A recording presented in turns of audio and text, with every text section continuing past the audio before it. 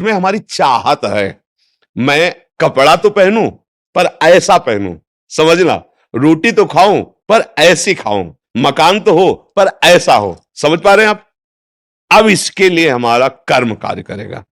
पूर्व का प्रारब्ध यदि हमारा बहुत बुरा है तो आज तुम बहुत अच्छे आदमी हो, अच्छे मार्ग में चल रहे हो, वो आपको बाधा पहुंचाएगा, आपको सहना होगा। समझ रहे ना? वो आपको बाधा पहुंचाएगा। अब जो ये नाम हम आपको बता रहे हैं कि नाम जप कीजिए, धर्म से चलिए, वो युद्ध करेगा उस प्रारब्ध से, आपको वो गिरने नहीं देगा, आएगा। आप जो कार्य कर रहे हो उसमें सम्यक जो फल मिलना चाहिए नहीं मिला, आपको असंतुष्टता होगी, क्योंकि आपने ऐसे पूर्व में कर्म किए हैं। अब वो आपको बाधा पहुंचा रहे हैं, लेकिन आप भजन कर रहे हो ना, तो आपको निरुत्साहित होने नहीं देंगे। चलो एक कर्म निष्फल हुआ, दूसरा हम 100 बार उसका अनुष्ठान करेंगे, कितनी बार निष्फल होगा?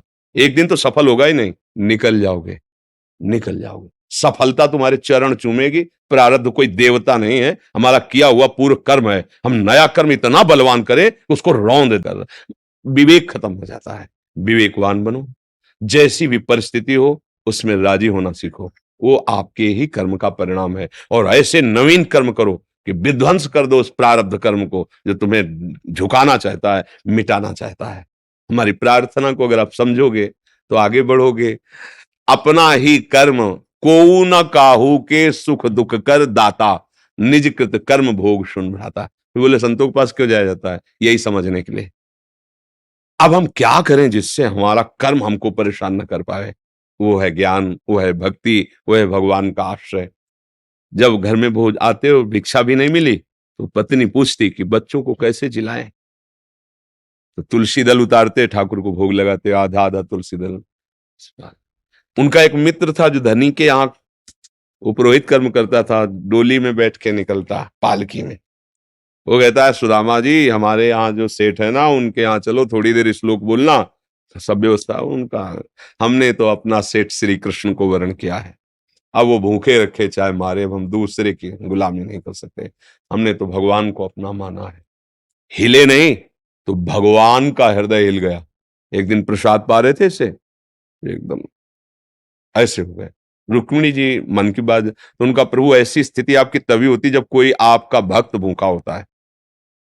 तो भगवान के आंसू आ गए। हमारा पुराना मित्र है सुदामा, और कई दिन से उसके घर में भोजन नहीं, बच्चे।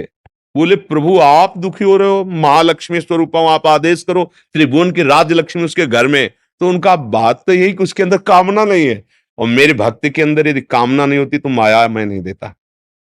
मेरे भक्त के अंदर कामना नहीं होती तो मैं माया, और वो निष्काम भक्त है सुदामा, उसके अंदर कभी कामना आ ही नहीं सकती कि हे भगवान भोजन तो दे दो, कभी नहीं। तो रुक्मिणी जी ने कहा हम आपका दुख नहीं दे सकते। फिर हम कुछ रचती है, तो उनका नहीं, पहले हमें कामना पैदा करना पड़ेगा। भगवान सोच रहे पहले हमें भक्त के हृदय में कामना पैदा करना पड़ेगा। गए एक भिक्षुक के रूप में भेंट के लिए, अब खुद खाने के लिए भेंट क्या। सुदामा जी की पत्नी ने कहा देखो प्रयास करती, 4-5 आस के मोहल्ले के घरों में गई, तो कुछ तो ऐसे थे देखते ही बंद कर लेते थे दरवाजा, मांगेगी आके और क्या है। थोड़ा एक प्रिय भाव रखती थी। तो कहा हमारे पति द्वारिकाधीश से मिलने जा रहे हैं, कुछ उनकी भेंट के लिए।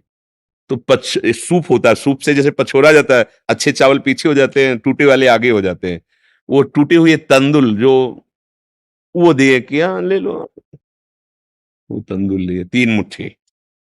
अब उनके पास अच्छी रुमाल भी नहीं थी, क्योंकि सब पैसे से होता है, गरीब, इतने गरीब। अपनी फटी हुई कपड़े की धोती उसमें चावल। पूरा बहुत बड़ा चरित्र पर जब भगवान के द्वार में पहुंचे, तो जहां ब्रह्मा और शंकर भी खड़े रहना होता है, वो द्वारिकाधीश का वैभव।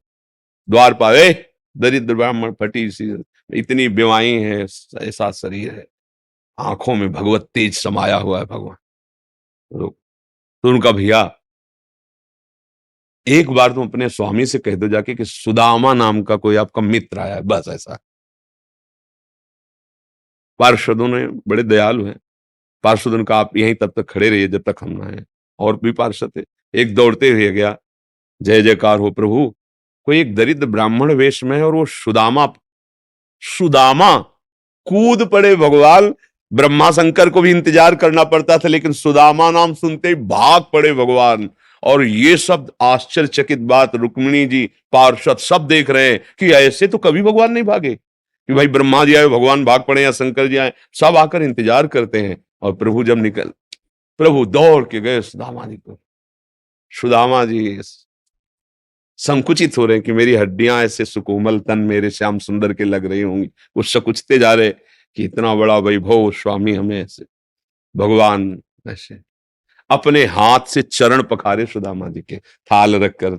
रुक्मिणी जी आश्चर्यचकित हो रही है, ऐसा कोई तपस्वी, ऐसा कोई महात्मा जिसके ऐसे भगवान अभी तक तो नहीं देखा जैसा इस ब्राह्मण। और धोती कई जगह से फटी थी, जो दुपट्टी उसको कई ऐसे केवल अंग ढके हुए थे, ऐसी धोती थी, हड्डियां हड्डियां शरीर में।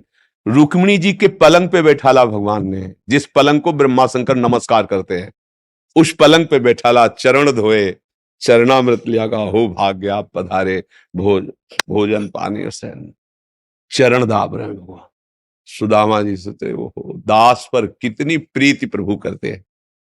2-3 दिन 4 दिन सबसे प्रभु मिलवा रहे हैं, परिचय कर रहे हैं, मेरे मित्र सुदामा जी हैं, ऐसे बैठे। और सबके बीच में कहा कि ब्याह हो गया है, क्योंकि जब मित्र बने थे तब तो गुरुकुल में थे। तो सुदामा जी ने कहा पुत्र भी है, हाँ भाभी ने कुछ दिया भी होगा हमारे लिए।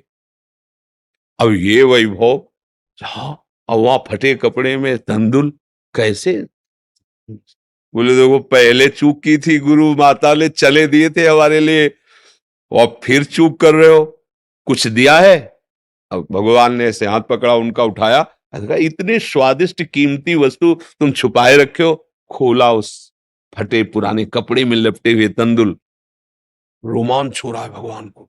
रुक्मिणी जी देख रहे हैं कि ऐसी प्रसन्नता से तो 56 भोग भगवान नहीं पाते द्वारिकाधीश, जैसी इस गरीब ब्राह्मण के तंदुल पा रहे हैं भगवान। दूसरी मुट्ठी ली, तीसरी में रुक्मिणी जी ने हाथ पर, प्रभु बस इतना काफी है इनके लिए। 2 मुट्ठी में 2 लोग का वैभव सुदामा को। प्रगट में 25 पैसे भी नहीं दिए, एक भी वस्तु ले। 3-4-5 दिन आनंद लिए, फिर सुदामा जी से कहा कि तो भगवान ऐसे चले। सुदामा जी ने सोचा कि प्रगट में तो कुछ दिया नहीं, हमें लगता विदा करने चल रहे हैं, तो कुछ अगर 2-4 असरफी भी होंगी तो खान पान व्यवस्था तो चली जाएगी। भगवान ने कहा जो अच्छे अच्छे कपड़े पहनाए थे, रास्ते में कोई उतार सकता है तो उतार दो, अपनी धोती पहन लो। यहाँ पर धोती पहन, रास्ते बोले आप इधर से ऐसे जान, फिर वहां से मुड़ जाना। बोले हम तो आए थे तो रास्ता तो जानते ही प्रभु, चले जाए। और रास्ते में सोच रहे मेरे मित्र कितने कृपालु हैं, मुझे इसलिए नहीं दिया कि ये कहीं मेरा चिंतन छोड़कर धन का चिंतन न करें। हे श्री कृष्ण, सदैव आप जैसा ही मित्र मिले। सोचते सोचते आए तो देखा फिर वही द्वारिकापुरी। बोले मेरी बुद्धि मारी गई है कि वास्तविक यहाँ कोई रचना हो गई। यहाँ तो हमारी एक छोटी सी कुटिया थी, ऐसा ऐसा। देखा कि उनकी पत्नी जो है स्वर्ण थाल लिए दास दासियों से आरती उतारने। तो उनका तुम कौन हो? तो उनका आपकी दासी हूं, आपकी पत्नी। ये सब बोले जिनके पास गए थे ना, उन्होंने सब अश्रुपुलकित हो रहे कि वास्तविक तेरे दरबार की आली निराली शान ये देखी, सखावत खुद तेरी गलियों में चक्कर काटते देखा, फैलाया हाथ जिसने तेरे दरबार में आकर तुझे देते नहीं देखा, मगर झोली भरी देखी। ऐसे अगाध सिंधु भगवान का दासत्व भला हमको निष्फल कैसे हो जाए? हम जो राधा राधा जप रहे, हरि हरि, ये कभी निष्फल हो सकता है। पर धैर्यवान रहो, धैर्यवान रहो। समय से जब आएगा तो आप निहाल हो जाओगे। अश्रद्धा मत करो, और ऐसा भी मत सोचो कि वो भरण पोषण हमें नहीं, ऐसा नहीं। त्रिभुवन में कोई नहीं है, सबको जैसे राजी हैं भगवान वैसे सबका भरण। किसी को 1 कुंतल मांस चाहिए तो उस पशु को भगवान उतनी व्यवस्था किए हैं, किसी को कितना चारा चाहिए उतनी व्यवस्था